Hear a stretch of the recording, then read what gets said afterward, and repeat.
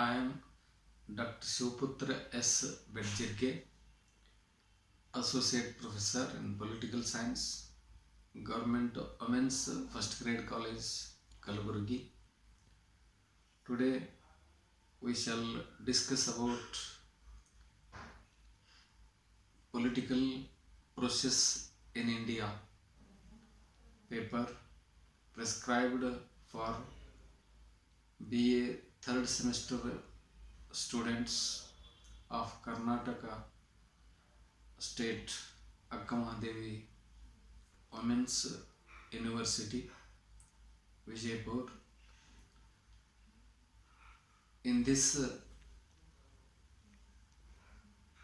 syllabus, today we shall discuss about politics of defections and Anti-Defection Act relating to defections. In India,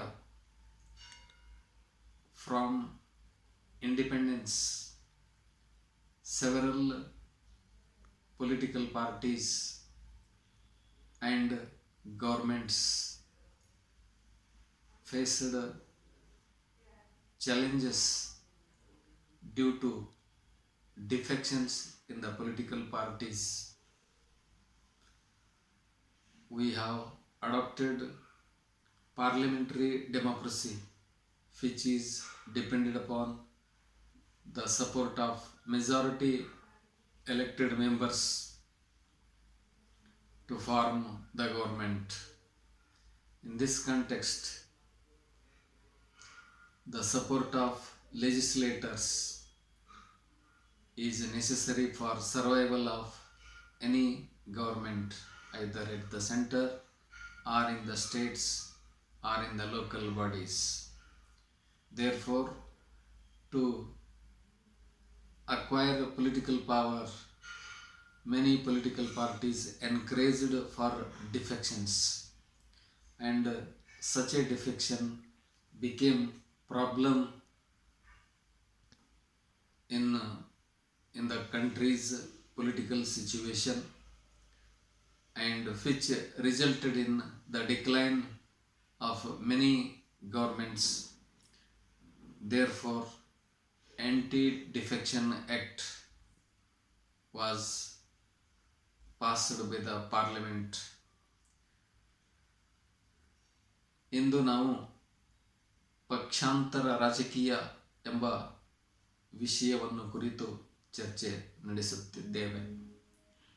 BA ಮೂರನೆಯ semester ರಾಜ್ಯಶಾಸ್ತ್ರ ವಿದ್ಯಾರ್ಥಿಗಳ ಪಠ್ಯಕ್ರಮವಾಗಿರ್ತಕ್ಕಂತಹ ಪಕ್ಷಾಂತರ ರಾಜಕೀಯ ಎಂಬ ಪಠ್ಯಕ್ರಮದಲ್ಲಿ ನಾವು ಚರ್ಚಿಸಬೇಕಾಗಿರ್ತಕ್ಕಂತಹ ವಿಷಯ, ಭಾರತದಲ್ಲಿ ಸಂವಿಧಾನ ಜಾರಿಗೆ ಬಂದು ದೇಶ ಸ್ವಾತಂತ್ರ್ಯ ಪಡೆದ ಮೇಲೆ ಭಾರತದಲ್ಲಿ ಪಕ್ಷಾಂತರ ಸಾಕಷ್ಟು ಸಮಸ್ಯೆಯನ್ನು ಸೃಷ್ಟಿಸಿತು.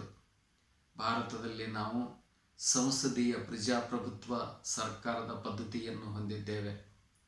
ಈ ಸರ್ಕಾರದಲ್ಲಿ ಸರ್ಕಾರದ ಅಳಿವು ಮತ್ತು ಉಳಿವು ಬಹುಮತ ಪಡೆದ ಅಥವಾ ಬಹುಸಂಖ್ಯಾತ ಸದಸ್ಯರ ಬೆಂಬಲದ ಆಧಾರದ ಮೇಲೆ ಒಂದು ಸರ್ಕಾರ ಉಳಿಯುವ ಅಥವಾ ಸರ್ಕಾರ ಅಳಿಯುವ ಒಂದು ಸೂಚನೆಗಳು ನಡೆಯುತ್ತವೆ. ಆ ಕಾರಣದಿಂದಾಗಿ ದೇಶ ಸ್ವಾತಂತ್ರ್ಯವಾದ ಮೇಲೆ ಇಲ್ಲಿಯವರೆಗೆ ಸಾಕಷ್ಟು ಸರ್ಕಾರಗಳು ಪಕ್ಷಾಂತರದ ಸಮಸ್ಯೆಯಿಂದ ಅಧಿಕಾರವನ್ನು ಕಳೆದುಕೊಂಡಿವೆ. ಒಂದು ಪಕ್ಷದ ಸರ್ಕಾರವನ್ನು ಪತನಗೊಳಿಸಿ ಮತ್ತೊಂದು ಪಕ್ಷದ ಸರ್ಕಾರವನ್ನು ಸ್ಥಾಪಿಸುವ ಪ್ರಯತ್ನಗಳು ಈ ಪಕ್ಷಾಂತರ ರಾಜಕೀಯದಿಂದ ದೇಶದಲ್ಲಿ ಸಾಕಷ್ಟು ಸಂದರ್ಭದಲ್ಲಿ ನಡೆದಿವೆ. ಈ ಪಕ್ಷಾಂತರ ಅನೇಕ ಸರ್ಕಾರಗಳನ್ನು ನಾಶ ಮಾಡಿದೆ ಮತ್ತು ಹೊಸ ಹೊಸ ಸರ್ಕಾರಗಳನ್ನು ಸ್ಥಾಪಿಸಿದೆ. ಅದಕ್ಕಾಗಿ ಪಕ್ಷಾಂತರದ ಪಿಡುಗು, ಪಕ್ಷಾಂತರದ ಒಂದು ಸನ್ನಿವೇಶದಿಂದ ದೇಶದ ರಾಜಕೀಯವನ್ನು ಪಾರು ಮಾಡಲು, ಪಕ್ಷಾಂತರದ ಸಮಸ್ಯೆಗೆ ಪರಿಹಾರವನ್ನು ಕಂಡುಕೊಳ್ಳುವ ಉದ್ದೇಶಕ್ಕಾಗಿ ಭಾರತದಲ್ಲಿ ಪಕ್ಷಾಂತರ ನಿಷೇಧ ಕಾನೂನುಗಳು ಜಾರಿಗೆ ಬಂದವು. ಈ ಪಕ್ಷಾಂತರಕ್ಕೆ ಕಾರಣಗಳು ಏನು? What are the causes for defections? ಪಕ್ಷಾಂತರಕ್ಕೆ ಕಾರಣಗಳು ಏನು? First, number A is offer of good designation by another party. Another political party, if offers a very good position, either the minister or any other position to the elected member or a legislator, then he quits his parent party and joins the opposition party. ಪಕ್ಷಾಂತರಕ್ಕೆ ಕಾರಣಗಳು ಏನು? ಏಕೆ ಪಕ್ಷಾಂತರ ಮಾಡುತ್ತಾರೆ? ಶಾಸಕರು, ಚುನಾಯಿತ ಸದಸ್ಯರು ಯಾವ ಕಾರಣಕ್ಕಾಗಿ ಒಂದು ಪಕ್ಷವನ್ನು ತೊರೆದು ಮತ್ತೊಂದು ಪಕ್ಷಕ್ಕೆ ಸೇರ್ಪಡೆಯಾಗುತ್ತಾರೆ ಎಂದರೆ, ಮೊದಲನೆಯ ಒಂದು ಕಾರಣ, ಬೇರೆ ಪಕ್ಷಗಳಿಂದ ಉತ್ತಮವಾಗಿರ್ತಕ್ಕಂತಹ ಸ್ಥಾನಮಾನದ ಒಂದು ಆಸೆ.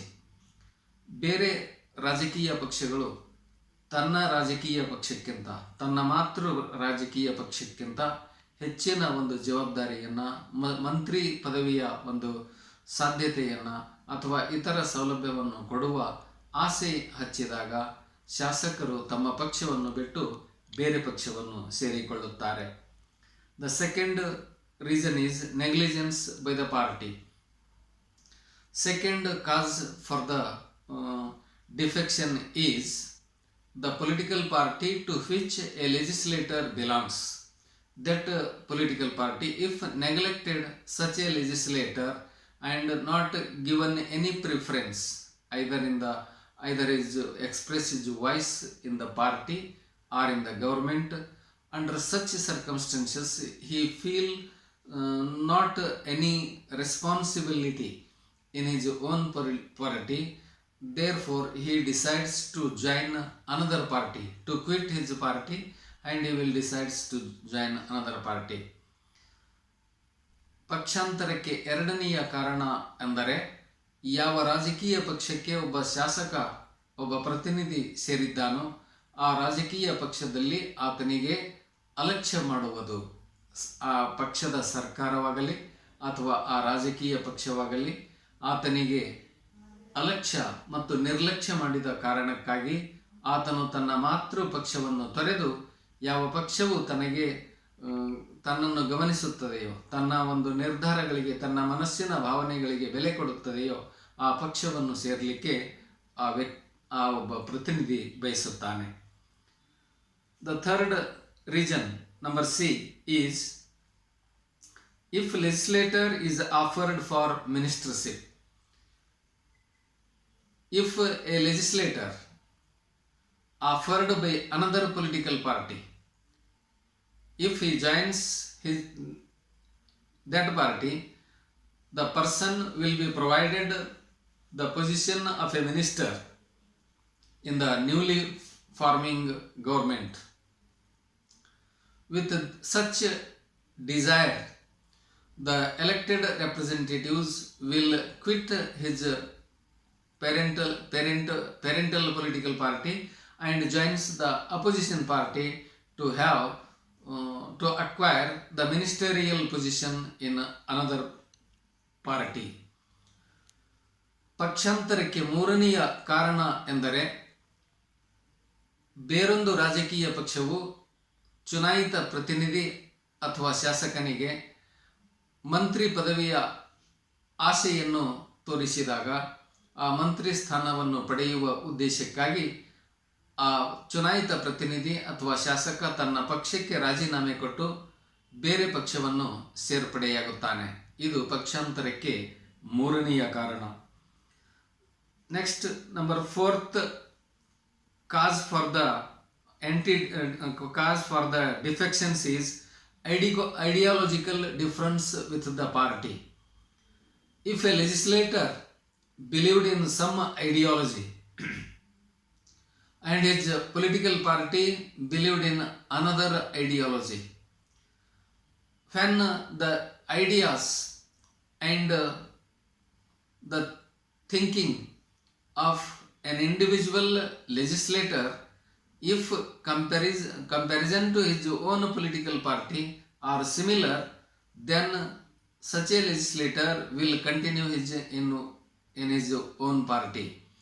If the ideas of a legislator are differ from the ideas or ideology of his political party, then he wants to quit his political party and he will join another political party which will follow the ideas of such a legislator.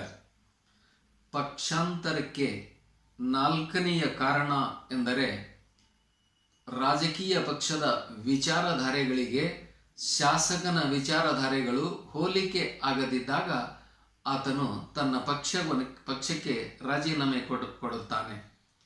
ಒಂದು ರಾಜಕೀಯ ಪಕ್ಷ ಯಾವ ವಿಚಾರಧಾರೆಗಳಲ್ಲಿ ನಂಬಿಕೆ ಮತ್ತು ವಿಶ್ವಾಸವನ್ನು ಇಟ್ಟಿದೆಯೋ ಆ ವಿಚಾರಧಾರೆಗಳಿಗೆ ಬದಲಾಗಿ ಅಥವಾ ಅದಕ್ಕೆ ತದ್ವಿರುದ್ಧವಾದ ವಿಚಾರಧಾರೆಗಳನ್ನು ಒಬ್ಬ ಶಾಸಕ ಹೊಂದಿದ್ದರೆ ತನ್ನ ವಿಚಾರಗಳಿಗೂ ತನ್ನ ಪಕ್ಷದ ವಿಚಾರಗಳಿಗೂ ಹೋಲಿಕೆ ಆಗದಿದ್ದಾಗ ಆ ಪಕ್ಷದ ಒಂದು ನಿರ್ಧಾರಕ್ಕೆ ವಿರುದ್ಧವಾಗಿ ತಾನು ತನ್ನ ಮಾತೃ ಪಕ್ಷವನ್ನು ಬಿಟ್ಟು ಬೇರೆ ಪಕ್ಷಕ್ಕೆ, ಯಾವ ರಾಜಕೀಯ ಪಕ್ಷ ತನ್ನ ವಿಚಾರಕ್ಕೆ ಹೋಲಿಕೆಯಾಗುತ್ತದೆಯೋ ಆ ಪಕ್ಷಕ್ಕೆ ಸೇರಲು ಇಷ್ಟಪಡುತ್ತಾನೆ. The next reason or cause for the defections is pressure groups may cause defections. Pressure groups, the electorate who elects the representative or a legislator, they can bring pressure upon their representative to provide certain facilities, to provide certain benefits, either from a political party or from the government. For such reason they can bring pressure upon their representative or a legislator to follow such a political party, to become a member of such a political party which will provide the necessary. Pressure groups will force the representatives to join any political party for the sake or benefits of such a people or groups. ಒತ್ತಡ ತರುವ ಗುಂಪುಗಳು ಚುನಾಯಿತ ಪ್ರತಿನಿಧಿಗೆ ಪಕ್ಷಾಂತರಕ್ಕೆ ಕಾರಣೀಭೂತವಾಗುತ್ತವೆ. ಯಾವ ಮತದಾರರು ತಮ್ಮ ಪ್ರತಿನಿಧಿಗೆ ಮತ ಹಾಕಿರುತ್ತಾರೋ ತಮ್ಮ ವೈಯಕ್ತಿಕ ಲಾಭಕ್ಕಾಗಿ ಅಥವಾ ತಾವು ಕೆಲವು ಪ್ರಯೋಜನಗಳನ್ನು ಪಡೆಯುವ ಉದ್ದೇಶಕ್ಕಾಗಿ ತಮ್ಮ ಪ್ರತಿನಿಧಿಯ ಮೇಲೆ ಒತ್ತಡವನ್ನು ತಂದು ಯಾವ ರಾಜಕೀಯ ಪಕ್ಷ ಪ್ರತಿನಿಧಿಗೆ ಅಥವಾ ಜನರಿಗೆ ಹೆಚ್ಚಿನ ಅವಕಾಶ ಮತ್ತು ಬೆಂಬಲವನ್ನು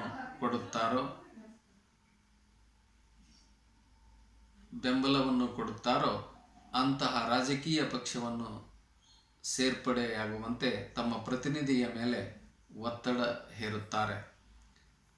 ನೆಕ್ಸ್ಟ್ಲಿ, absence of dynamic leadership in the party is another cause for the defections. A political party which having a dynamic leader who will take his political party to achieve the goals and objectives of a political party, and such a leader who will take his political party to the position of acquiring the political power. Such a leader will attract the persons or legislators to continue in his own political party. If a political party is facing the problem of dynamic leaders, the representatives or the people from that political party will go to another political party which will provide necessities to such a representatives. ರಾಜಕೀಯ ಪಕ್ಷದಲ್ಲಿ ಚಲನಶೀಲ ನಾಯಕತ್ವದ ಕೊರತೆ ಇದ್ದಾಗ ಆ ರಾಜಕೀಯ ಪಕ್ಷವು ಪಕ್ಷಾಂತರದ ಸಮಸ್ಯೆಯನ್ನು ಎದುರಿಸುತ್ತದೆ. ಯಾವ ಪಕ್ಷದ ನಾಯಕನು ತನ್ನ ಪಕ್ಷವನ್ನು ಅಧಿಕಾರದ ಗದ್ದುಗೆಗೆ ಕೊಂಡೊಯ್ಯುವ ಸಾಮರ್ಥ್ಯವನ್ನು ಹೊಂದಿರುತ್ತಾನೆ, ಅಂತಹ ನಾಯಕನ ಅನುಯಾಯಿಗಳಾಗಿ ಪಕ್ಷದ ಸದಸ್ಯರು ಮತ್ತು ಪ್ರತಿನಿಧಿಗಳು ಆ ಪಕ್ಷದಲ್ಲಿ ಮುಂದುವರಿಯುತ್ತಾರೆ. ಯಾವುದೇ ಒಂದು ರಾಜಕೀಯ ಪಕ್ಷವು ಚಲನಶೀಲ ನಾಯಕತ್ವದ ಸಮಸ್ಯೆಯನ್ನು ಎದುರಿಸಿದ್ದರೆ ಆ ಪಕ್ಷದ ಸದಸ್ಯರು ಮತ್ತು ಪ್ರತಿನಿಧಿಗಳು ಆ ಪಕ್ಷವನ್ನು ತ್ಯಜಿಸಿ ಬೇರೆ ಪಕ್ಷದತ್ತ ವಾಲುತ್ತಾರೆ. Next topic is Anti-Defection Act. Due to the problems created by the defections, Anti-Defection Act was passed by the Parliament on 1985, that was known as 52nd Constitution Amendment, which included 10th schedule to the Constitution of India. 10th schedule included in the Constitution of India, which provided 52nd Constitution Amendment relating to Anti-Defection Law, Anti-Defection Act. This Act has imposed several conditions and restrictions to the defections. ಪಕ್ಷಾಂತರ ಭಾರತದಲ್ಲಿ ಸಮಸ್ಯೆಯಾದ ಕಾರಣಕ್ಕಾಗಿ ಪಕ್ಷಾಂತರ ನಿಷೇಧ ಶಾಸನ, ಪಕ್ಷಾಂತರ ನಿಷೇಧ ಕಾನೂನನ್ನು ಭಾರತದ ಸಂಸತ್ತು ಅಂಗೀಕರಿಸಿತು. 1985ರಲ್ಲಿ 52ನೆಯ ಸಂವಿಧಾನ ತಿದ್ದುಪಡಿಯ ಮೂಲಕ ಸಂವಿಧಾನಕ್ಕೆ 10ನೆಯ ಪರಿಚ್ಛೇದವನ್ನು ಸೇರಿಸಲಾಯಿತು. ಈ 10ನೆಯ ಪರಿಚ್ಛೇದ ಸೇರ್ಪಡೆಯ ಮೂಲಕ ಪಕ್ಷಾಂತರ ನಿಷೇಧ ಕಾನೂನನ್ನು ದೇಶದಲ್ಲಿ ಜಾರಿಗೆ ತಂದು ಪಕ್ಷಾಂತರ ಮಾಡುವುದಕ್ಕೆ ಅಥವಾ ಒಂದು ಪಕ್ಷದ ಶಾಸಕರು ಇನ್ನೊಂದು ಪಕ್ಷ ಸೇರ್ಪಡೆಯಾಗುವುದಕ್ಕೆ ಕೆಲವು ನಿರ್ಬಂಧ ಮತ್ತು ಕಠಿಣ ನಿಯಮಗಳನ್ನು ಜಾರಿಗೆ ತರಲಾಯಿತು. The first condition of the 52nd Constitution Amendment is the seat of a member shall be vacant if he is voluntarily gives up membership of the party. When a member of the political party, elected member of the political party, if he voluntarily resigned to the membership or membership of the party, his position as a representative, as an elected representative, will be treated as vacant. This was the first restriction imposed by the Anti-Defection Law.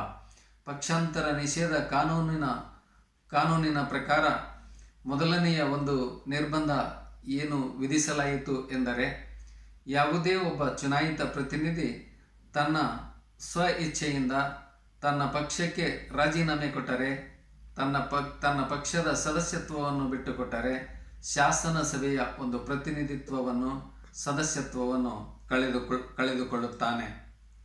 Secondly, if he votes or abstains from voting against the whip of the party.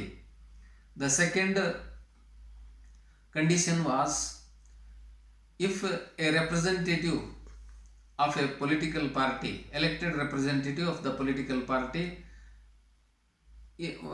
violated the whip or the order of his political party to exercise his vote either in support of his political party or opposition to the party based upon the directions given by the political party or the leader of his political party. On the violation of such order or the whip of the party, he will lose the membership of the membership of the legislature. ಶಾಸನ ಸಭೆಯ ಸದಸ್ಯನು ತನ್ನ ಪಕ್ಷದ ಆದೇಶವನ್ನು ಉಲ್ಲಂಘಿಸಿ ಪಕ್ಷದ ವಿರುದ್ಧ ಮತದಾನ ಮಾಡಿದರೆ ಅಥವಾ ಪಕ್ಷದ ಪರವಾಗಿ ಮತ ಚಲಾಯಿಸಲು ನಿರಾಕರಿಸಿದರೆ ಅಂತಹ ಪ್ರತಿನಿಧಿ ಅಥವಾ ಸದಸ್ಯನು ತನ್ನ ಶಾಸನ ಸಭೆಯ ಸದಸ್ಯತ್ವವನ್ನು ಕಳೆದುಕೊಳ್ಳಬೇಕಾಗುತ್ತದೆ ಎಂಬ ಎರಡನೆಯ ನಿರ್ಬಂಧವನ್ನು ಪಕ್ಷಾಂತರ ನಿಷೇಧ ಶಾಸನ 1985 ನಿಷೇಧ ಶಾಸನ ಒಂದು ನಿರ್ಬಂಧಗಳನ್ನು ಹೇರಿತು. The third condition was the question of disqualification on grounds of defections shall be determined by the speaker or the chairman of the house concerned.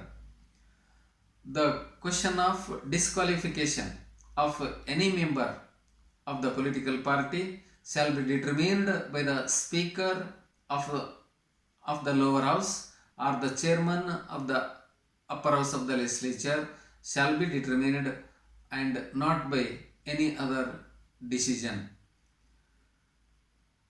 ಸಭಾಧ್ಯಕ್ಷ ವಿಧಾನಸಭೆ ಅಥವಾ ಶಾಸನ ಸಭೆಯ ಸಭಾಧ್ಯಕ್ಷ ಅಥವಾ ಶಾಸನ ಸಭೆಯ ಅಧ್ಯಕ್ಷರಾಗಿರುವ ವ್ಯಕ್ತಿಯು ಒಬ್ಬ ಪಕ್ಷದ ಸದಸ್ಯ ಅಥವಾ ಚುನಾಯಿತ ಶಾಸಕನ ಒಂದು ಪಕ್ಷಾಂತರ ನಿಷೇಧಕ್ಕೆ ಸಂಬಂಧಿಸಿ ಪಕ್ಷಾಂತರಕ್ಕೆ ಸಂಬಂಧಿಸಿದಂತೆ ಈ ಸಭಾಧ್ಯಕ್ಷರು ತೆಗೆದುಕೊಳ್ಳುವ ತೀರ್ಮಾನ ಅಂತಿಮ. ಆ ತೀರ್ಮಾನವನ್ನು ಪರಿಪಾಲನೆ ಮಾಡಬೇಕು ಎಂಬ ನಿರ್ಬಂಧವನ್ನು ಈ ಪಕ್ಷಾಂತರ ನಿಷೇಧ ಶಾಸನ ಜಾರಿಗೊಳಿಸಿತು. The fourth reason or the fourth condition imposed by the 52nd Constitution Amendment was no courts have jurisdiction relating to disqualification on grounds of defections. ಪಕ್ಷಾಂತರ ನಿಷೇಧ ಶಾಸನಕ್ಕೆ ಸಂಬಂಧಿಸಿದಂತೆ ಯಾವುದೇ ನ್ಯಾಯಾಲಯಗಳು ಸಭಾಧ್ಯಕ್ಷರ ಒಂದು ತೀರ್ಮಾನ ಅಂತಿಮ. ಸಭಾಧ್ಯಕ್ಷರ ಕೈಗೊಂಡ ತೀರ್ಮಾನವನ್ನು ನ್ಯಾಯಾಲಯಗಳು ಬದಲಿಸುವಂತಿಲ್ಲ ಎಂಬ ನಿರ್ಬಂಧವನ್ನು ಈ ಪಕ್ಷಾಂತರ ನಿಷೇಧ ಶಾಸನ 1985 ಜಾರಿಗೊಳಿಸಿತು. Anti Defection Act 1985 was imposed a condition that the decision of the speaker relating to defections is final and that cannot be changed. The decision of the speaker cannot be changed by the court was the another condition imposed by 52nd Constitution Amendment. And another Anti-Defection Act, the first act passed on 1985 was failed to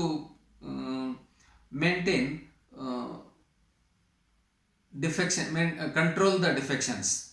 Therefore, the problem of defections in the political parties were continued even after the passage of Anti-Defection Act 1985. Therefore, the second Anti-Defection Act was passed by the 91st Constitution Amendment on 2003. For the second time, 91st Constitution Amendment was passed on 2003. That is, the effects of this act was, the first is amendment to 10th schedule of the Constitution. The 10th schedule of the Constitution was amended by 91st Constitution Amendment. 52ನೇ ಸಂವಿಧಾನದ ತಿದ್ದುಪಡಿಯು ಪಕ್ಷಾಂತರದ ಸಮಸ್ಯೆಗೆ ಪರಿಹಾರವನ್ನು ಕಂಡುಕೊಳ್ಳುವಲ್ಲಿ ವಿಫಲವಾಯಿತು ಮತ್ತು ಶಾಸಕರು ಮತ್ತೆ ಪಕ್ಷಾಂತರ ಮಾಡುವುದನ್ನು ಮುಂದುವರಿಸಿದ ಕಾರಣಕ್ಕಾಗಿ ಪಕ್ಷಾಂತರ ನಿಷೇಧ ಶಾಸನ ಮತ್ತೊಮ್ಮೆ 91ನೇ ಸಂವಿಧಾನದ ತಿದ್ದುಪಡಿಯ ಪ್ರಕಾರ 2003ರಲ್ಲಿ ಮತ್ತೊಮ್ಮೆ ಸಂವಿಧಾನಕ್ಕೆ ತಿದ್ದುಪಡಿ ಮಾಡಲಾಯಿತು. ಈ ತಿದ್ದುಪಡಿಯ ಒಂದು ಪರಿಣಾಮಗಳು ಏನೆಂದರೆ, ಮೊದಲನೆಯದಾಗಿ ಸಂವಿಧಾನದ 10ನೇ ಪರಿಚ್ಛೇದಕ್ಕೆ ತಿದ್ದುಪಡಿ ತರಲಾಯಿತು. 1985ರಲ್ಲಿ ಸೇರಿಸಲ್ಪಟ್ಟ ಸಂವಿಧಾನದ 10ನೆಯ ಪರಿಚ್ಛೇದ 2003ರಲ್ಲಿ ಅದಕ್ಕೆ ತಿದ್ದುಪಡಿ ತಂದು ಕೆಲವು ಪಕ್ಷಾಂತರ ನಿಷೇಧ ಶಾಸನದಲ್ಲಿ ಮತ್ತೆ ಕೆಲವು ಬದಲಾವಣೆಗಳನ್ನು ಮಾಡಲಾಯಿತು. The second effect of the 91st Constitution Amendment is deleted the provision allowing 1/3 members defection at a time. The earlier Anti-Defection Act provided an opportunity for the members of the political party to quit their party at a time with the 1/3 majority. 1/3 members of a political party, if at a time resigned to their party and joined another party, they will not lose any membership of their membership of the legislature. That was the condition provided by 52nd Constitution Amendment. Such a condition was deleted by 91st Constitution Amendment on 2003, that at a time 1/3 members should also cannot resign the political party. If 1/3 members resigned, then they also lose their membership of the legislature. That restriction was imposed by 2003 Anti-Defection Law. 2003ರಲ್ಲಿ ಪಾಸಾದ ಪಕ್ಷಾಂತರ ನಿಷೇಧ ಶಾಸನವು ಏಕಕಾಲದಲ್ಲಿ ಒಂದು ರಾಜಕೀಯ ಪಕ್ಷದ ಒಟ್ಟು ಶಾಸಕರಲ್ಲಿ 1/3 ಸದಸ್ಯರು ತಮ್ಮ ಪಕ್ಷಕ್ಕೆ ರಾಜೀನಾಮೆ ಕೊಟ್ಟು ಬೇರೊಂದು ಪಕ್ಷ ಸೇರ್ಪಡೆಯಾದರೆ ತಮ್ಮ ಪಕ್ಷದ ಸದಸ್ಯತ್ವವಾಗಲಿ ಅಥವಾ ಶಾಸನ ಸಭೆಯ ಸದಸ್ಯತ್ವವನ್ನು ಕಳೆದುಕೊಳ್ಳಲಾರರು ಎಂಬ ಒಂದು ವ್ಯವಸ್ಥೆಯನ್ನು 1985ರ ಸಂವಿಧಾನ ತಿದ್ದುಪಡಿ ಕೊಟ್ಟಿರತಕ್ಕಂತಹ ಅವಕಾಶವನ್ನು ರದ್ದುಪಡಿಸಲಾಯಿತು. ತತ್ಪರಿಣಾಮವಾಗಿ ಏಕಕಾಲದಲ್ಲಿ ಒಂದು ರಾಜಕೀಯ ಪಕ್ಷದ 1/3 ಸದಸ್ಯರು ತಮ್ಮ ಪಕ್ಷಕ್ಕೆ ರಾಜೀನಾಮೆ ಕೊಟ್ಟು ಬೇರೊಂದು ಪಕ್ಷವನ್ನು ಸೇರಿದರೂ ಕೂಡ ತಮ್ಮ ಸದಸ್ಯತ್ವವನ್ನು, ತಮ್ಮ ಶಾಸನ ಸಭೆಯ ಸದಸ್ಯತ್ವವನ್ನು ಕಳೆದುಕೊಳ್ಳಬೇಕಾಗುತ್ತದೆ ಎಂಬ ನಿರ್ಬಂಧವನ್ನು 2003ರ ಒಂದು ಸಂವಿಧಾನ ತಿದ್ದುಪಡಿ ಜಾರಿಗೊಳಿಸಿತು.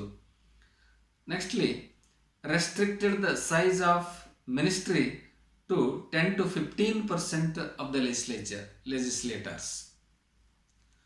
Another restriction imposed by the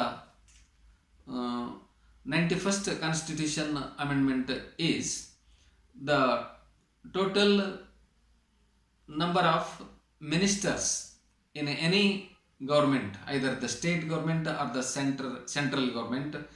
The total number of ministers in the government should be limited to 10% to 15% of the total legislators, not more than that. That was the condition imposed by 91st Constitution Amendment. 91ನೆಯ ಸಂವಿಧಾನದ ತಿದ್ದುಪಡಿಯು ಪಕ್ಷಾಂತರ ನಿಷೇಧ ಶಾಸನಕ್ಕೆ ಸಂಬಂಧಿಸಿದಂತೆ ಯಾವುದೇ ಸರ್ಕಾರ, ರಾಜ್ಯ ಸರ್ಕಾರವಾಗಲಿ ಕೇಂದ್ರ ಸರ್ಕಾರವಾಗಲಿ, ತನ್ನ ಒಟ್ಟು ಶಾಸನ ಸಭೆಯ ಸದಸ್ಯರ ಸಂಖ್ಯೆಯಲ್ಲಿ ಗರಿಷ್ಠ 10ರಿಂದ 15% ಹೆಚ್ಚಿನ ಸದಸ್ಯರಿಗೆ ಸಚಿವರನ್ನಾಗಿ ಮಾಡಬಾರದು ಎಂಬ ನಿರ್ಬಂಧವನ್ನು ವಿಧಿಸಲಾಯಿತು. ಹೀಗೆ ಅತಿ ಹೆಚ್ಚಿನ ಒಂದು ದೊಡ್ಡ ಗಾತ್ರದ ಸಚಿವ ಸಂಪುಟ ರಚನೆ ಮಾಡಿ ಸರ್ಕಾರದ ಹಣ ಹಾಳು ಮಾಡುವುದಕ್ಕೆ ಅಥವಾ ಸರ್ಕಾರದ ಹಣ ದುರುಪಯೋಗ ಮಾಡಿಕೊಳ್ಳುವುದನ್ನು ತಡೆಯುವ ಉದ್ದೇಶಕ್ಕಾಗಿ ಪಕ್ಷಾಂತರ ನಿಷೇಧ ಶಾಸನ 2003 ಸಚಿವ ಸಂಪುಟದ ಗಾತ್ರವು 10ರಿಂದ 15% ಶಾಸಕರ ಸಂಖ್ಯೆಗಿಂತ ಮೀರಬಾರದು ಎಂಬ ನಿರ್ಬಂಧವನ್ನು ವಿಧಿಸಿತು. The next condition was where a state having only 32 to 40 members, legislators in their legislature under such states, only 12 members cabinet shall be formed, including the CM. Even if the smaller states like Mizoram, Sikkim, etc., the smaller states where the total legislators are from 32 to 40, their ministership or the total number of ministers in such states, including the chief minister, must be 12. ದೇಶದ ಅತಿ ಚಿಕ್ಕ ರಾಜ್ಯಗಳು ಯಾವ ರಾಜ್ಯಗಳಲ್ಲಿ ಶಾಸಕರ ಸಂಖ್ಯೆ 32ರಿಂದ 40 ಶಾಸಕರಿರುತ್ತಾರೋ ಅಂತಹ ರಾಜ್ಯಗಳಲ್ಲಿ ಮುಖ್ಯಮಂತ್ರಿಯನ್ನು ಒಳಗೊಂಡು ಕೇವಲ 12 ಜನ ಸದಸ್ಯರು ಸಚಿವ ಸಂಪುಟದಲ್ಲಿ ಇರಬೇಕು ಎಂಬ ನಿರ್ಬಂಧ ಅಥವಾ ಮಿತಿಯನ್ನು 91ನೆಯ ಸಂವಿಧಾನದ ತಿದ್ದುಪಡಿ ಪಕ್ಷಾಂತರ ನಿಷೇಧ ಶಾಸನ ಜಾರಿಗೊಳಿಸಿತು. And another condition imposed by Anti-Defection Act 2003 was the defectors will not be eligible to hold any public office for the remaining term of the legislature. During the time of the legislature, the persons who quit their political party, they cannot hold any office during the period for which the legislature is in existence. Such defectors cannot be allowed to hold any office in the governmental position. So that was the restriction imposed by Anti-Defection Act 2003. 2003ರಲ್ಲಿ ಅಂಗೀಕರಿಸಿದ ಪಕ್ಷಾಂತರ ನಿಷೇಧ ಶಾಸನವು ಶಾಸನ ಸಭೆಯ ಅವಧಿಯ ಸಂದರ್ಭದಲ್ಲಿ ಯಾವ ಶಾಸಕರು ತಮ್ಮ ಪಕ್ಷಕ್ಕೆ ರಾಜೀನಾಮೆ ಕೊಟ್ಟು ಬೇರೊಂದು ಪಕ್ಷವನ್ನು ಸೇರ್ಪಡೆಯಾಗಿದ್ದಾರೋ ಆ ಅವಧಿಯಲ್ಲಿ, ಸದರಿ ಅವಧಿಯಲ್ಲಿ ಶಾಸನ ಸಭೆಯ ಅವಧಿ ಮುಕ್ತಾಯವಾಗುವವರೆಗೂ ಕೂಡ ಅವರು ಯಾವುದೇ ಸ್ಥಾನಮಾನವನ್ನು, ಸರ್ಕಾರದ ಹುದ್ದೆಯನ್ನು ವಹಿಸಿಕೊಳ್ಳಬಾರದು, ಸರ್ಕಾರದ ಹುದ್ದೆಯಲ್ಲಿ ಮುಂದುವರಿಯಬಾರದು ಎಂಬ ನಿರ್ಬಂಧವನ್ನು 91ನೆಯ ಸಂವಿಧಾನದ ತಿದ್ದುಪಡಿ 2003ರಲ್ಲಿ ನಿರ್ಬಂಧ ವಿಧಿಸಿತು. ಇಲ್ಲಿಗೆ ನಾವು ಪಕ್ಷಾಂತರ ನಿಷೇಧ ಶಾಸನದ ಕುರಿತು ನಮ್ಮ ಚರ್ಚೆಯನ್ನು ಮುಕ್ತಾಯಗೊಳಿಸಿದ್ದೇವೆ. ಎಲ್ಲರಿಗೂ ವಂದನೆಗಳು.